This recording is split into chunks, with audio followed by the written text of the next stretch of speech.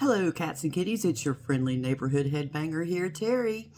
And we are in black and white. What does that mean?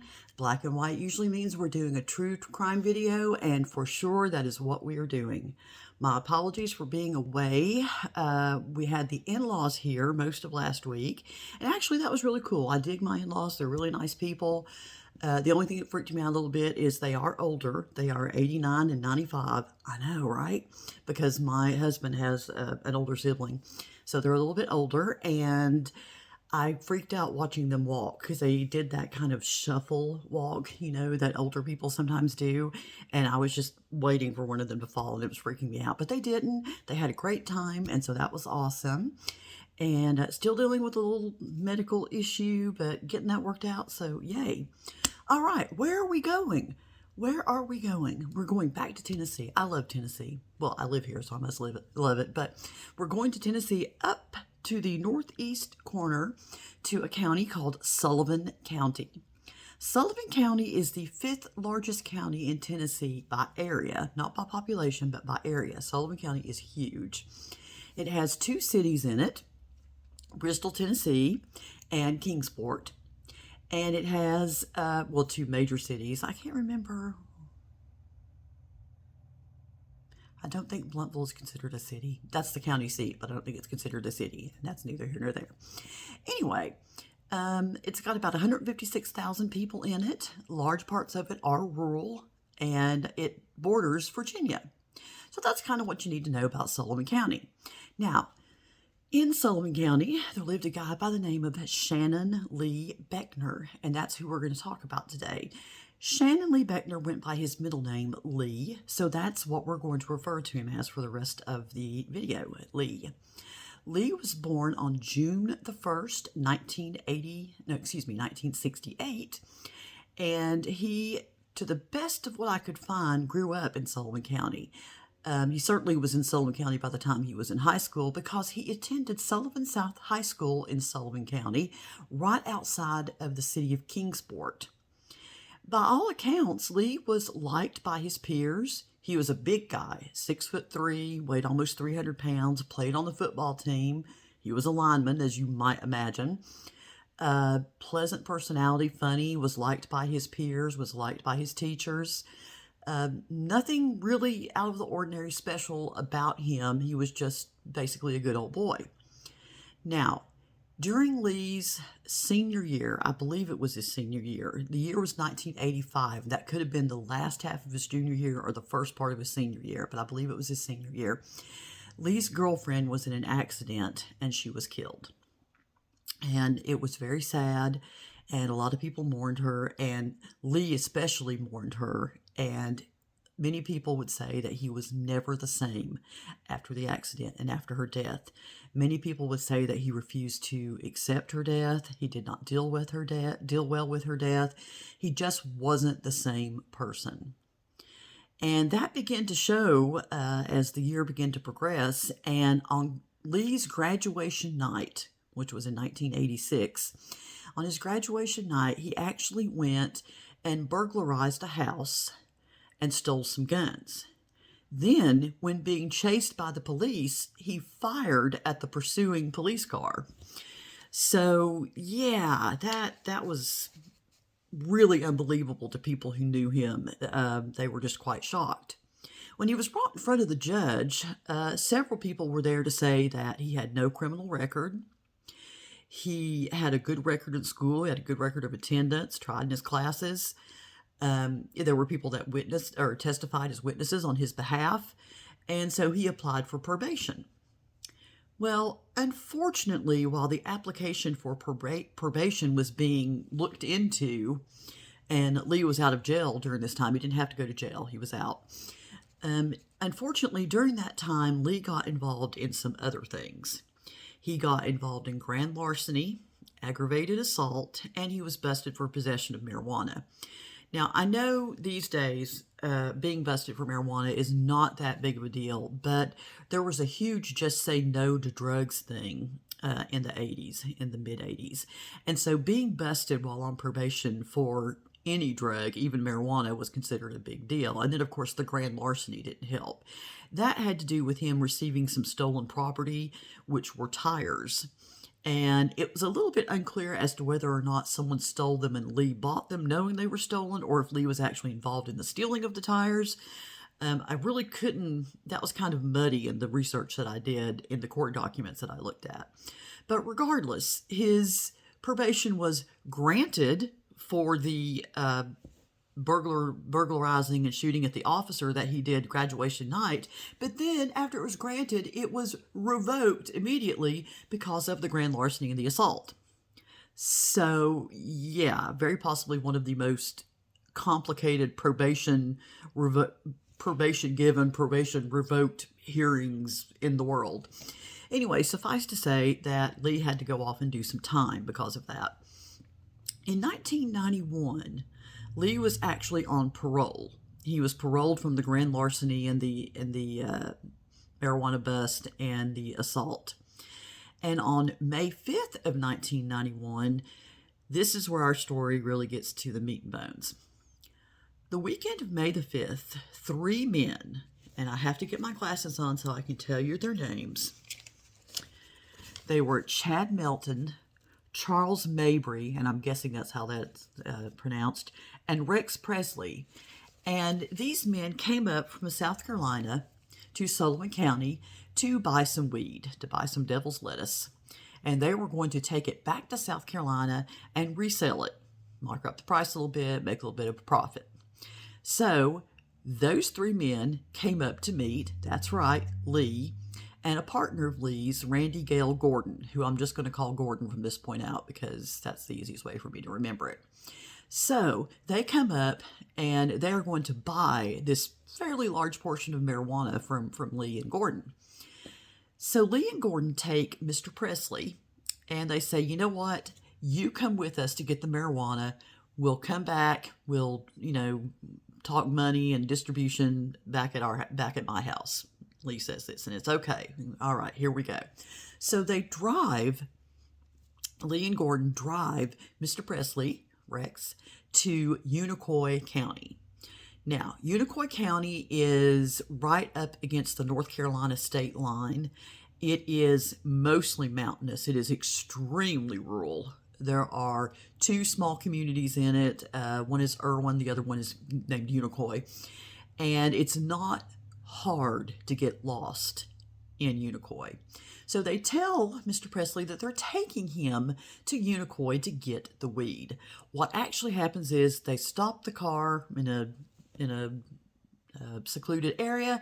They take him out, and Gordon shoots Presley twice in the head. No weed. There's never been any weed. You're probably catching on to that now. So they put Presley in the car, in the trunk, and they drive back. And they tell the most ridiculous story to Mabry and Melton, who are waiting back in Sullivan County for them. What they tell them is that Presley is gone because while they were driving to get the marijuana, a police car started following them. And they said Presley just freaked out and he hopped out of the car and fled on foot. Okay, because that wouldn't be suspicious at all if you just hopped out of a car and fled on foot with a police car following you. And how hard would it be for the police car to catch you if you were on foot? And wouldn't they have also taken in Lee and Gordon at that point, because why was someone running from their car? But believe it or not, the 2 guys believed this. And they said, you know what? Get in the car with us and we'll go find Presley. We'll go find Rex Presley and then we'll finish our deal. And amazingly, they got in the car with him. And when they got in the car with him, Lee and Gordon started driving towards Hawkins County. Now, most of you, well, some of you may not know the geography involved here, but Hawkins County is in exactly the opposite direction of Unicoi County. So they're not even taking him to the same county that they went to begin with. They go to Hawkins County, they find a secluded spot again, they take Melton out of the car, and Gordon shoots him twice in the head. Now, Mabry had fallen asleep during this, and this wakes Mabry up, and Lee gets Mabry out of the car and shoots him twice in the head. Believe it or not, this does not kill Mabry. Mabry is on the floor or on the ground and he's spasming, and Lee shoots him again in the face. They put the bodies back in the car and they decide that they are going to drive across the state line into Virginia. As they're driving, all of a sudden they hear a groan. Mabry is still not dead. So Gordon turns around and shoots him for the fourth time now, and he is dead now at this point. Mabry did not go gently into that good night. So they drive across the state line from Tennessee into Scott County, Virginia. Scott County borders Kingsport, Tennessee, so it won't be a long drive for them to get back to Lee's house. And Scott County is also very rural.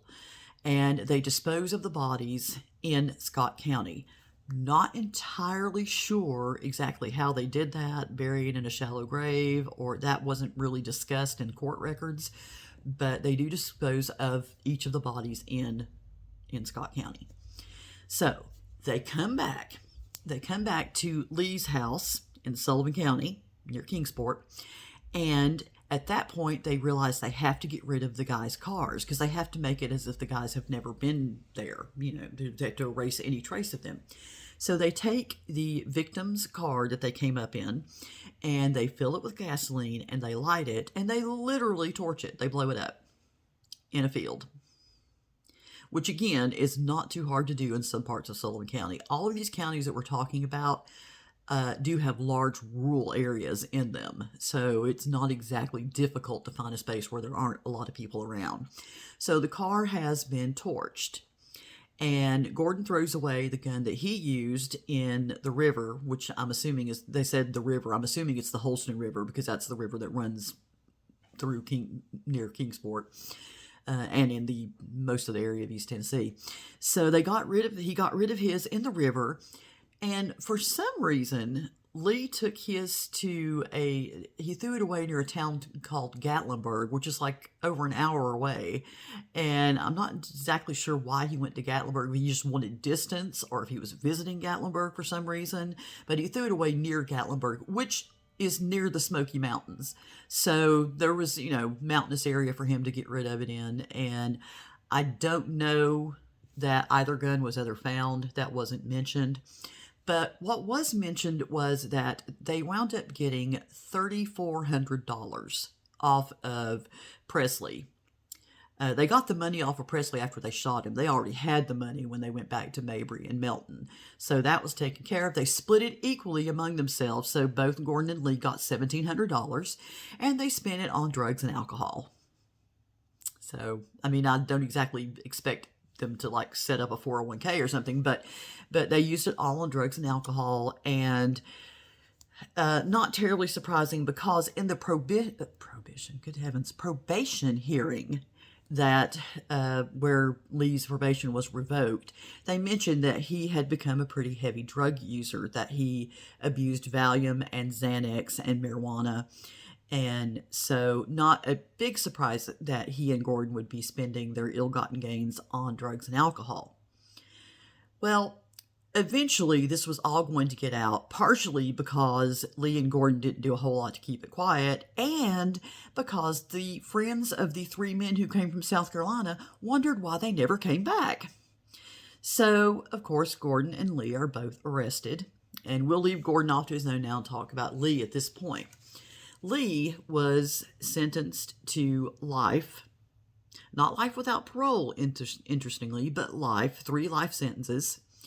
And he and his lawyers did an interesting thing. His lawyers appealed to have these sentences run concurrently.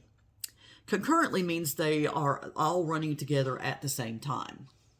The judge had ordered that they be consecutive, meaning you serve one life term, then you serve the next life term, then you serve the next life term. Now, a life sentence does have the possibility for parole. So he could have had the possibility for parole after 30, 40 years if they would have run concurrently. But now they're running consecutively. I'll get this right in a moment. So that means you have to do the minimum and then do the minimum and then do the minimum. And the latest record that I found for Lee says that he will be first eligible for parole in 2088, which would make him 120 years old. So it's not likely that Lee is ever going to see the outside of a prison. He is currently housed in the Northwest Correctional Complex. That is a complex for, it houses basically all types of prisoners from minimum to medium to maximum security. It's mostly medium. But I do need to tell you this. When Lee was first arrested, he was placed in jail at Hawkins County before, any pleading or any trial or anything like that was done. And while there, he helped lead a prison revolt that was due to bad milk. I guess he figured, I have nothing to lose. I might as well be part of a prison revolt. After that, I don't know that he was involved in anything else. If he was in the Northwest Correctional Complex and not in Riverbend, which is the maximum security place in Tennessee, then he probably had limited disciplinary issues. The Northwest Correctional Complex is an interesting place. It's one of the few prisons in the country that isn't operating at maximum capacity. It has about 1,950 prisoners in it, and it can hold something like 2,300. So it's kind of amazing that it's not full. It's also known as Tennessee's educational prison. Lots of educational programs, GED programs, some college programs, some associate's degree programs, vocational programs. And the minimum security prisoners are allowed to do community service around the community. So it's, I guess, fairly progressive as prisons go. I don't know if Lee is involved in any of those things. There's no way to be able to get that kind of information about him from their websites. But I did see a picture of him.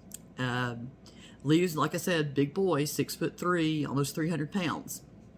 Now, why did I want to talk about Lee? The reason that I wanted to talk about Lee is because I knew Lee. I went to Lee's high school. I had a couple of classes with Lee. And Lee was funny. And I had classes with him my junior year. And he was funny. And he was a good guy. And everybody liked him. And losing his girlfriend in this accident really did something to him.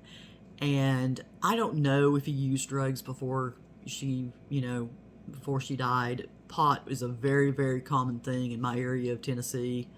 It's there's corn, tobacco, and pot. That's what's grown here.